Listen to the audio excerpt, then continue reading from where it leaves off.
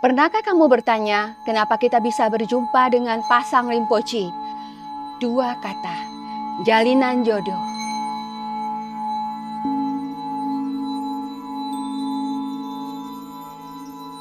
Di suatu pagi yang indah, seorang biku senior memanggil Pasang Rinpoche untuk berjumpa dengan sang guru besar Jigme Punsok.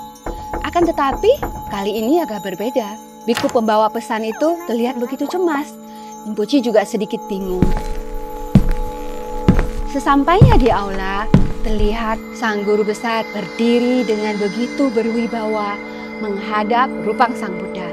Dengan wajah begitu serius, sang guru besar berkata, "Kamu harus meninggalkan vihara serta larung."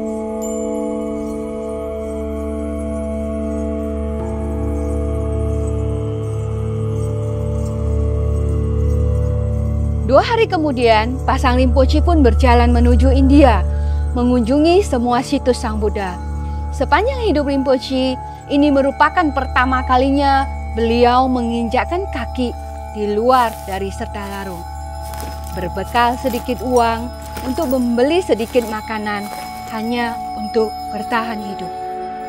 Sepanjang perjalanan menuju India, Pasang Rinpoche sering menjadi pengemis makanan. Kadang menunggu di depan warung untuk mendapat makanan sisa-sisa dari orang lain, mengganjal perut yang lapar. Tiba-tiba Pasang Rinpoche mendapatkan kabar bahwa sang guru besar Jigme Punsok sudah meninggalkan dunia. Pasang Rinpoche begitu terpukul, begitu sedih, begitu hampa, dan begitu kosong.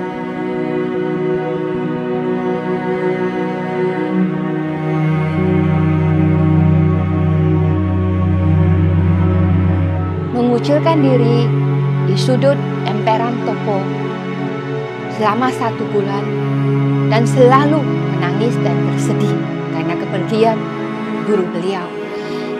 Tidak ada satu hari pun beliau berpikir untuk meneruskan hidupnya lagi. Dan tidak ada satu hari pun beliau tanpa berpikir untuk mengakhiri hidup beliau. Mungkin karena ikrar yang sempat beliau buat dengan sang guru besar yang membuat Pasang Rinpoche bertahan hidup sampai hari ini. Di saat-saat yang gelap itu, entah bagaimana keajaiban terjadi.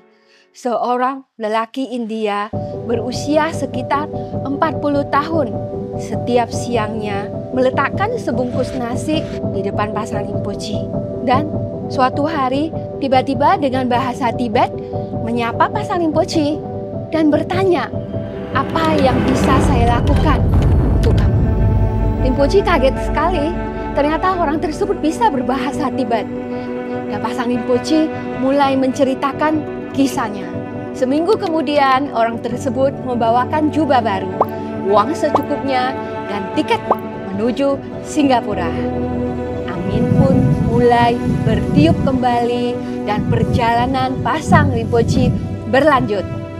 Dari Singapura, Pasang Rinpoche naik bus menuju Malaysia berbekal 1 kartu nama.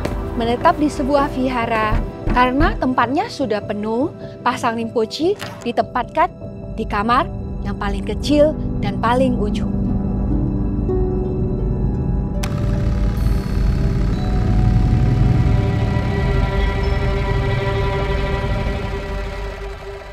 Suatu hari, pemilik vihara mendatangi Pasang Rinpoche dengan wajah sedih dan penuh derita.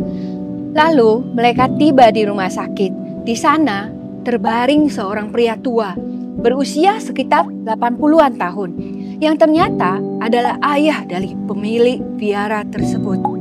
Pemilik vihara berkata kepada Pasang Rinpoche, "Semuanya telah saya coba, dari dokter, biku, tetapi tidak ada satupun yang bisa membantu saya. Ayah saya sudah begitu menderita. Cobalah kamu, biku kecil, dari tempat yang begitu jauh. Bisakah kamu membantu saya?" Rinpoche pun menggunakan mata batinnya untuk menerawang ayahnya. Dan memang waktunya sudah tiba bagi orang tua tersebut untuk menuju ke alam yang lebih baik. Selama 30 menit, pasang Rinpoche membacakan mantra pohwa. Setelah selesai, mereka pun pulang menuju vihara. Akan tetapi dalam perjalanan pulang, saat mereka sedang mengisi bensin mobil, mereka mendapat kabar dari rumah sakit bahwa ayah pemilik vihara telah meninggal dunia. Mereka pun bergegas kembali ke rumah sakit untuk membacakan parita lagi agar ayah dari pemilik vihara tersebut bisa dengan damai menuju alam yang lebih bahagia.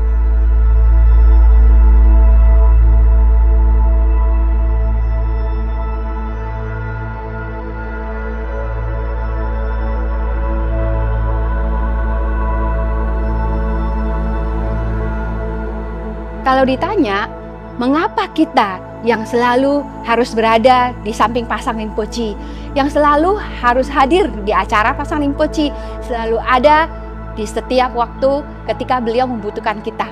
Karena kita tahu welas kasih dan bodhicitta beliau. Karena kita tahu bagaimana beliau menahan dan menanggung penderitaan untuk semua makhluk. Dan beliau adalah guru kita, pembimbing jalan spiritual dan agama Buddha kita.